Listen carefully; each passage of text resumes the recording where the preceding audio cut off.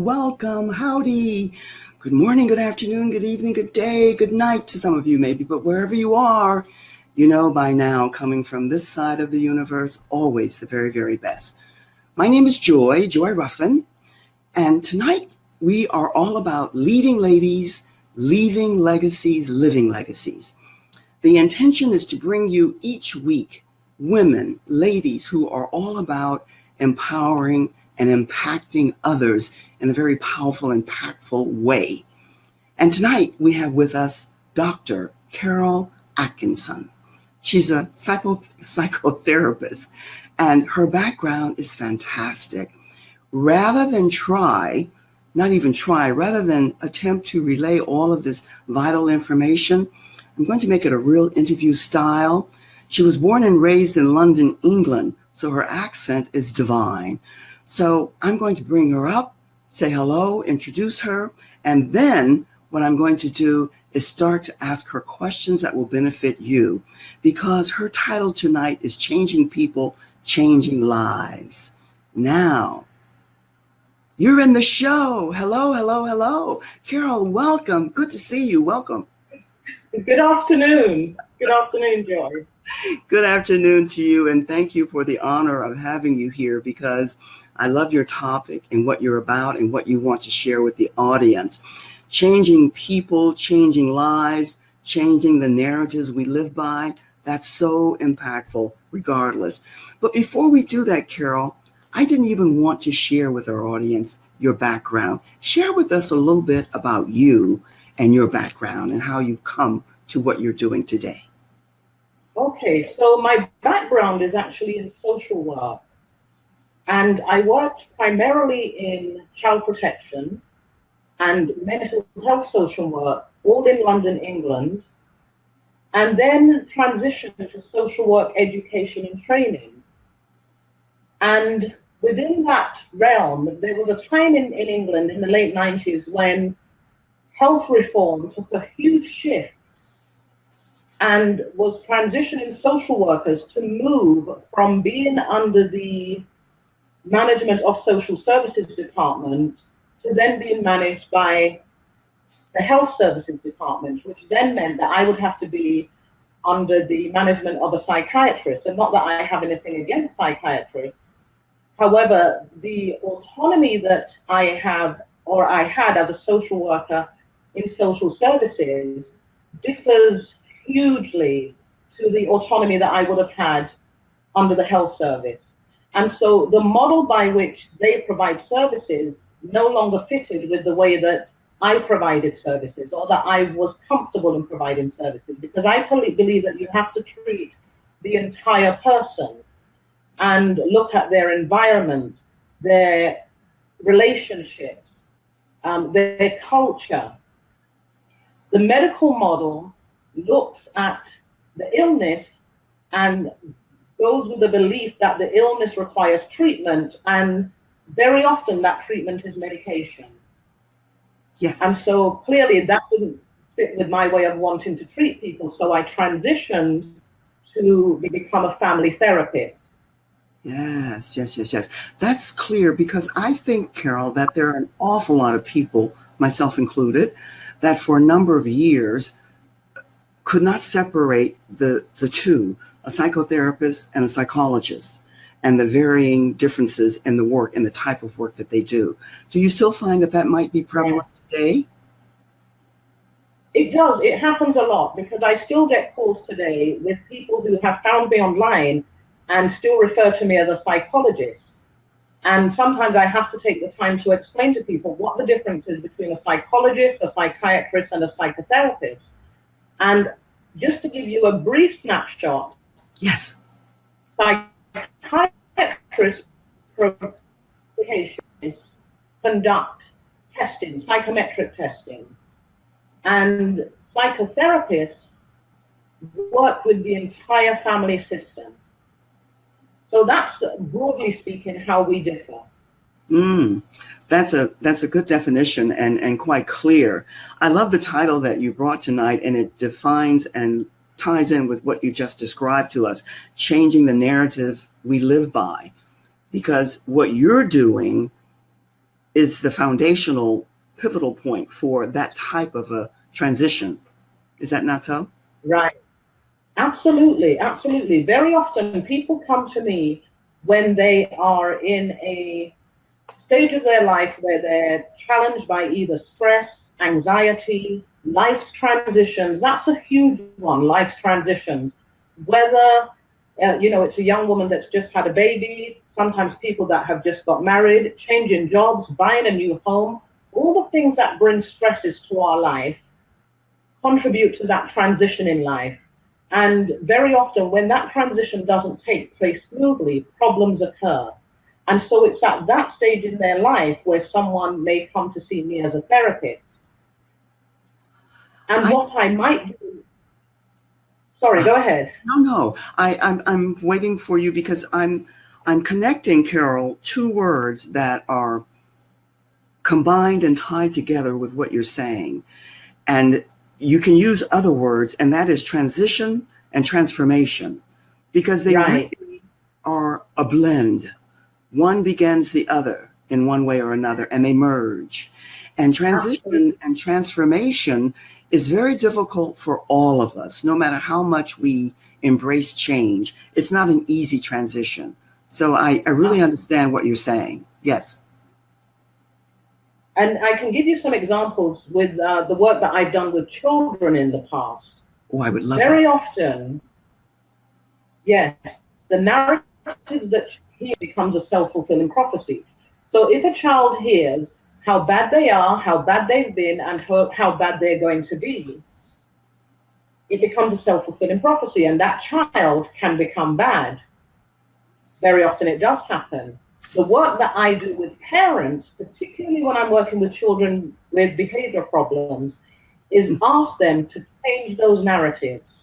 So first of all, if we need to talk about the maladaptive behaviors that your child, let's have the child sit outside, or let's have you and dad come to the therapy session without the child so I can hear those narratives. The child doesn't need to continue to hear them, because then it just perpetuates the behaviors and reinforces the narrative that that child has heard all their lives. Oh my! That I'm pretty sure I shared with you that I do a lot of work with young juvenile delinquent girls, because many moons ago I was that girl myself, and what I see, I was fortunate and very blessed and lucky, but I see the residual effect going on and on and on and on, and then when I began to Right. meet a lot of the parents, predominantly the mothers, because the fathers weren't there, sorry to say, it became clear to me that what you're saying here tonight I was so eager to hear, because changing the narrative we live by, and your title here is how a change in your mindset can predispose you to a lifetime. What you just spoke of speaks to that. Speak more to that. That is so, Yes. yes. Okay. So very often we live by the narratives that we hear from, and with people in my practice is really getting them to change those narratives. So someone who has been depressed, for example, they've been depressed, and it's not to say that they haven't been depressed, but because they've heard so frequently how depressed they are, that's the narrative they live by. What I encourage people to do is to become the author of their own story, as opposed to remaining a character in someone else's story. And so I very often say to people, I use a lot of metaphors in my practice, and I say to people, why don't you take the pen and become the author of your own story and change the narrative? Close that chapter, close that book, throw it away. Become of a preferred reality and rewrite the story of Joy, for example. Let's rewrite the story of Joy Ruffen. Yes. What's a preferred reality? The other thing I do a lot in my practice, which is something I wish I could, have a billboard on the I-95 just to advertise to people, the power of the mind. Because our mind is such a powerful, if we know how to use it, we really can create the narratives to change our lives. And I can tell you a story about when I was young and in school, in secondary school. Secondary school is the equivalent to high school here. Yes. And I used to run track and field, but I was a sprinter.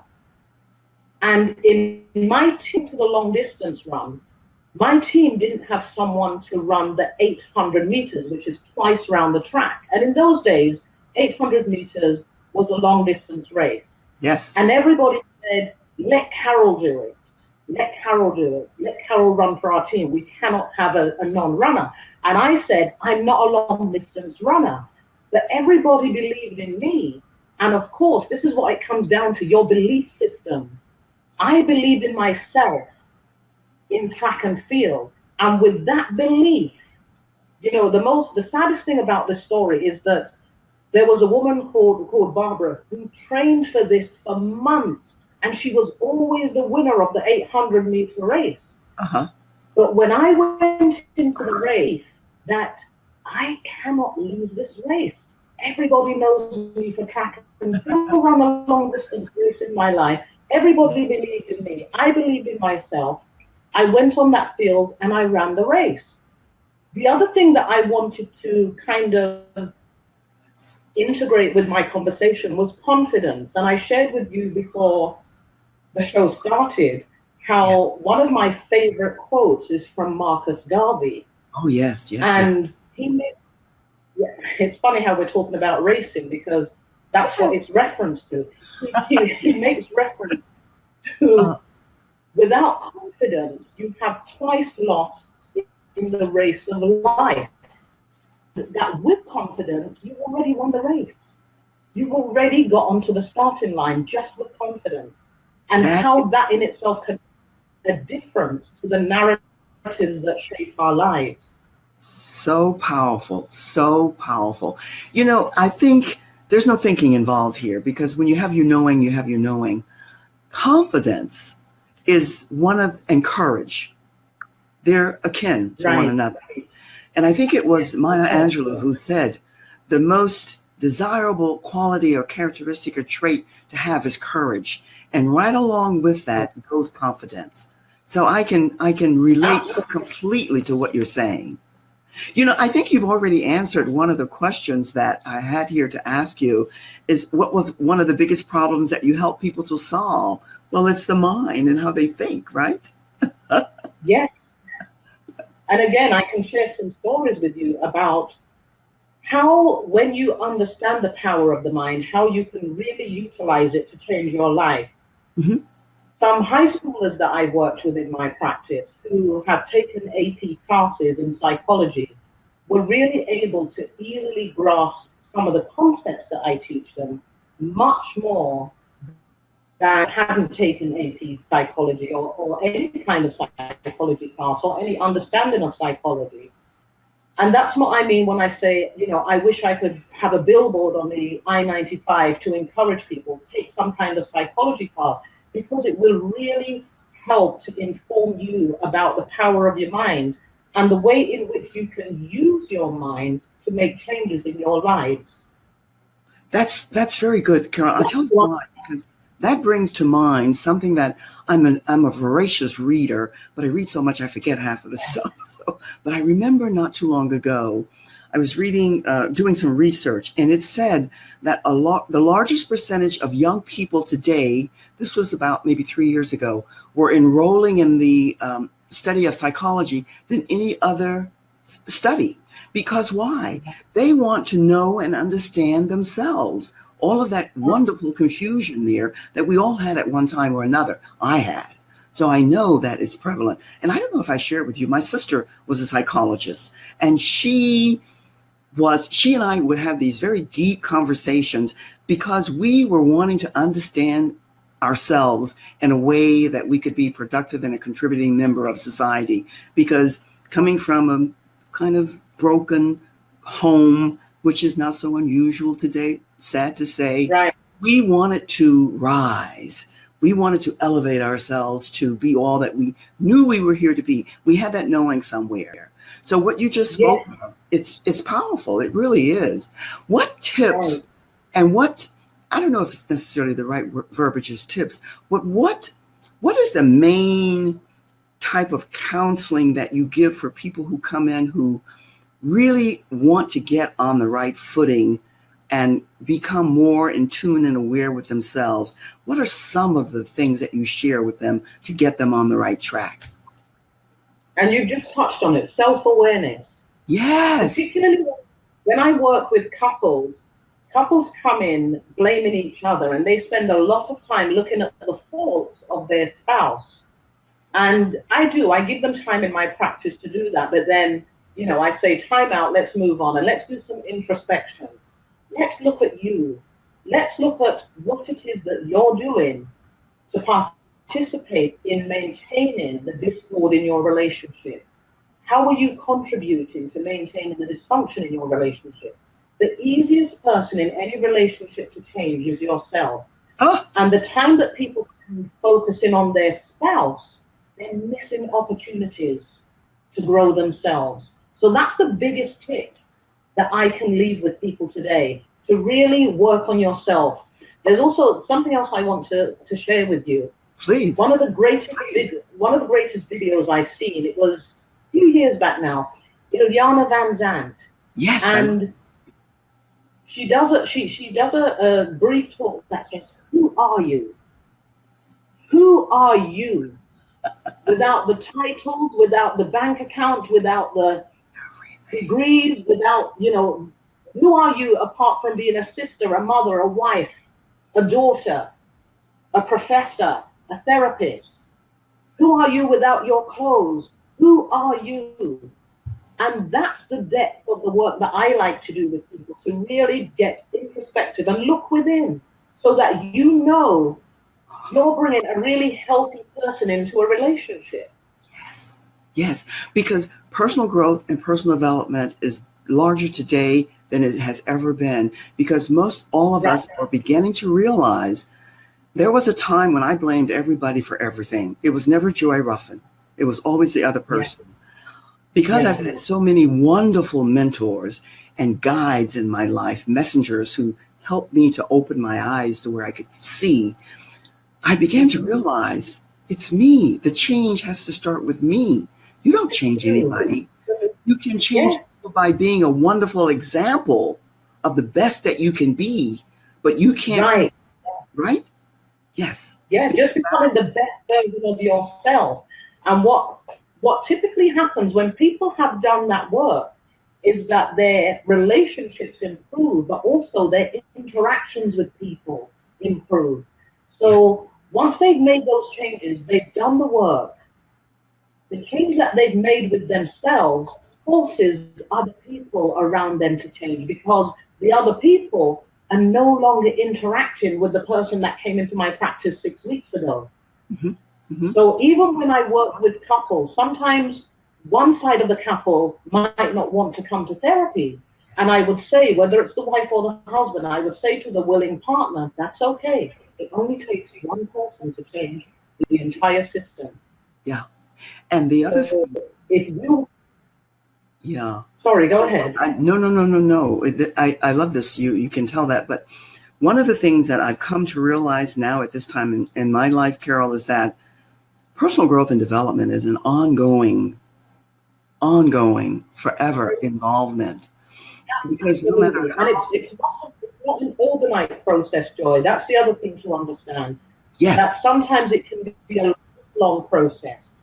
Yes. But what I always say to people, it's definitely worth putting the work in, because the benefits are immense. Yeah. And if you look to be a leader, if you look to be a person who influences others in the most positive way, you have to get my verbiages. You have to get your stuff together. And it's an ongoing process, because sooner than later, if you're not genuine and authentic, people see it and they know that. Of course. You can be stern in yourself, or you can be jovial and happy. But whatever that persona that's yours is, that's what you have to stick with. And that's who you have to be. No question about it.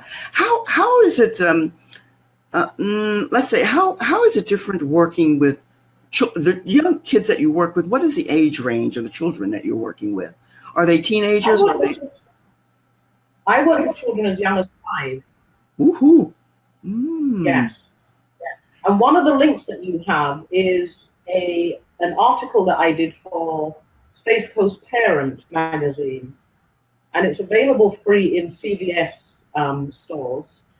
You can just pick it up. But it's about identifying the symptoms of attention deficit hyperactivity disorder, because that's one of my areas of expertise. Yes. I'm a certified ADHD consultant. Wonderful. Carol, I don't think I told you, but one of the things that we'll do, I'm going to put up your website so that people can get that.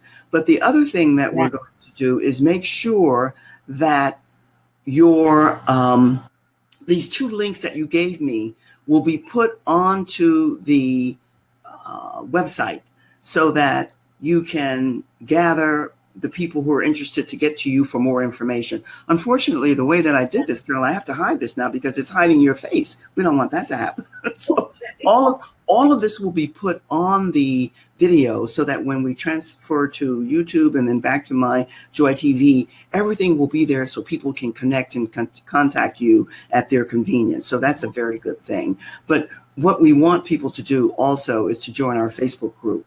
And all of this, I have to find out how to do this so that it doesn't hide your face. I don't like that at all. Tell us, what is one of the next projects that you're working on? You seem to be, I know that you have your license here in Florida and that you're doing a lot of work with young people and couples and all of that. But what's something that you're planning and projecting for the near future? The biggest thing that I'm working on right now is really navigating Brevard County, because I think I told you that I'm new to Brevard County. Yes. And yes, I was well established in Broward County. And so coming to Brevard County and not knowing anything, anybody, any resources, it's really it's a huge job to find out, who the stakeholders are, where people are. And just navigating, this is what I'm really working on right now, navigating my way around Brevard County and trying to find out, who the important stakeholders are. I understand that clearly. I met you in a wonderful, powerful group. The Women's Prosperity Network is a wonderful group. And I've met so many phenomenal women there, yourself included, and you staying there will meet many as well. And then what we're doing is supporting and empowering each other by being able to assist in any way that we can. And you know that I'm here for you, so there's no concern there. Is there anything that you'd like to share with us that I want you to share a little bit more? I love your background. I know that you were born and raised in London, right? Yes. And you're from and I'm one of 7 children. I'm the middle of 7 children. So there's 3 older than me and 3 younger. Oh my! And I certainly, when I talk about myself, that I was because my mom, and so on a Saturday, the only person's home that she was, I'll step up. So I always say to people that I was predisposed to this through my mother and the work that she did. What else do you want to know? No, I just wanted to really, you express it because that number 7 is very powerful. I've heard a lot of stories about families of 7, and it's always interesting how they evolve and grow. And also, are any of your relatives here in in Florida anywhere, or are they pretty much still in London? Not in Florida. I have a sister in Georgia. And I have a sister in Washington, but there aren't any in Florida. Great. And the rest of my family, yeah. Oh, well, there's no question that what you're doing is so needed and so required. And it appears from my limited knowing that once you get the feel of Brevard County, and actually, are you in what county? I'm sorry, I mixed them up. Doesn't matter where you are. You'll learn to navigate, and you'll be able to do what you need to do. And there are many means and ways that you can do that. Is there anything that I didn't ask you that you'd like to speak about before we wind up and say so long for now? And it means just for now. Yes. Yeah, one of the tips I share with people in my practice also is about repetition. And the way that you change your mindset is repeating behaviors. You know, when you think about how you learn to ride a bicycle, you know, you started off with training wheels and you used to, when they took off the training wheels, you fell over. And then you started to cycle without the training wheels and you still fell over. But the more you do that, repetition is a really important thing in terms of learning to change behaviors and, you know, ultimately changing the narratives that we live by. But in terms of really becoming good at what you do, one of the best books that I've read, I love Malcolm Gladwell and his books. I don't know if you know him as an Yes, author. I do. Yes. Right. So the book of his that I love the most is Outliers. And there's a chapter in there that talks about the 10,000 hour rule.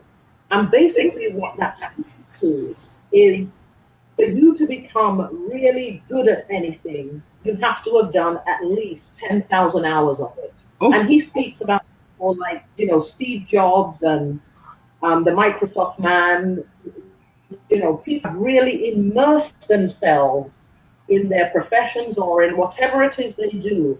But the 10,000 hour rule, I mean, I love Malcolm Gladwell anyway. I love his other book about the tipping point in terms of, you know, how small things make a huge difference.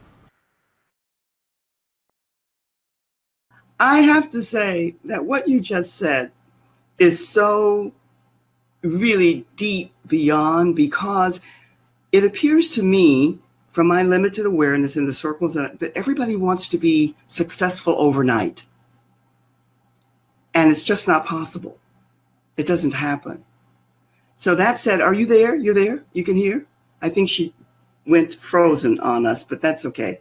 Let me see. Are you there? Yes. Woohoo. I love this. I think, Carol, I think you froze for some reason, but oh my goodness, we'll get you back. Let's see here. This is so exciting. Are you there? Yes, I'm not sure what happened. It just went blank. I don't know what happened either. I'm gonna kill one of these and let's see what happens. I have two of you here, and I don't need two of you. Let's drop one. There you Okay, are. I refreshed my page because it went completely blank. Well, that's because I made a boo-boo, and I'm laughing and I'm chuckling over here, Carol, because what you just expressed to all of us is so on point. Because everybody wants to be a pro and successful at what they're Right. doing like that. And you said it takes X amount of hours. This for me is new. I'm loving it, but my God, half the time I'm going like this. I don't know which one is fun. And you're brave and courageous because you're getting on. But it's true. Everything to become proficient and efficient at it and a pro takes a lot of hours and a lot of time. And if Right. you're thinking Practice. bottom Yes. line, yeah. Sorry, go ahead, Joy. No, if you're thinking bottom line, money, money, money, then most likely whatever it is that you're doing, you're not going to be that successful at, because it's it's the actual preparation and the study and the application of what you're doing. Absolutely. And Absolutely. that takes a lot Yes. of time. And you Time have and commitment and dedication. Yes. You really have to immerse yourself yes, totally. one of my favorite words, immerse, and love. And with that immerse goes love. You have to have a heart, Yes. or if you don't, you're in deep, deep trouble. You know, we could go on and on. And what I want to do is invite you to come back at some point in time. As you can see, I'm still dabbling here and having fun. And I applaud you. Okay. You're a brave sister. You came on and all of this information, Carol, that you share with us, we all need to hear frequently. Because Right. no matter how successful in what you're doing and even how good you are at what you're doing, it's good to every now and then go back and change the narrative about what we think and how we're thinking, and get more into the area of hope and all the possibilities that are available to us. And you brought that out in a very clear and precise way. Absolutely. I think, Yes. And one of the, you know, if I can leave people with anything, when we talk about changing the narrative, it's so important that you don't allow yourself to be defined by other people, that you really do take the pen and become the story. Yes, yes, yes, yes, yes. You know, the time goes so quickly. I really try to keep this under 25, 30 minutes, and yet we are Right. already almost there. And I am so grateful to you, Carol. I simply, we just met, but I feel like I've known you for a lifetime. For me, that's a good feeling. I think it's mutual. And by that, Yes. thank you. Thank you. I'm hoping that as we get to know each other and spend more time together, as you get more familiar with your new territory and myself here with this Be Live TV broadcasting, that we'll come together again in a round robin type of thing and do something because everybody's interested. And before we say goodbye, we have a lot of people here. We have Sandra. Hello and welcome. We have Adair and we have Theone. We had a lot of people here before who maybe had to say goodbye, but I was wondering if they had, but here, before you go, Dr. Atkinson, somebody says, Sandra Joker says, I'm in awe, such an amazing woman. Thanks for sharing. She's talking about you, Carol. Thank you for coming. It's great to see you here. We get a lot. Isn't it sweet? It's so, and it's endearing and it's right on point.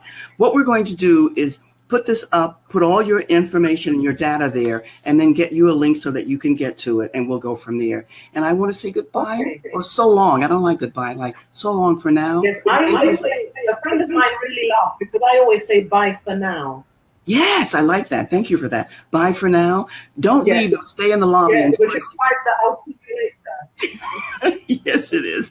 Say in the lobby until I come to you. I have some questions for you. But thanks again, and I'll talk to you real soon. Okay, bye-bye. Well, this is an exciting journey, and it's a journey that I'm privileged to have so many phenomenal, fantastic, terrific, amazing women share it with me. And if you're here and you're tuned in, thank you for being here. It's always good to be with you. I am getting the hang of this, and I wanted to put up one of the links that I had here. But then again, when I try and find something, it seems like nothing is ever available for me at the moment that I need it. So, but you know my website by now, or I shouldn't assume. You might not. I have it up here now. I want you to go to the website and then take a look, and then go and stay on the business page and make sure you sign up for the Leading Ladies, Leading Legacies, Living Legacies. And I have a Facebook group there. It has a pledge. I want you to read the pledge. And if that speaks to your mindset, then join with us, because we're on a mission, we're on a journey, and we like company. So join with us. And also the freebie, your book, your e-guide booklet, all about discovering your signature style and stamp. Just click on the pinned post where it says send message. Click on that and you'll automatically get the booklet. Thank you for joining us tonight. We always have small little issues that we deal with, but the beauty is every guest that's come here thus far, myself being here, every little mistake, they ride through the storm and we just continue on. And that's what life is all about. So I'm grateful that you're here. Always happy to see you here. Post your comments, your thoughts, whatever it is that you want to share and exchange, and then we'll be in touch with you sooner than later. Have a great evening. All the best. Until the next time. Bye-bye for now. Cheers.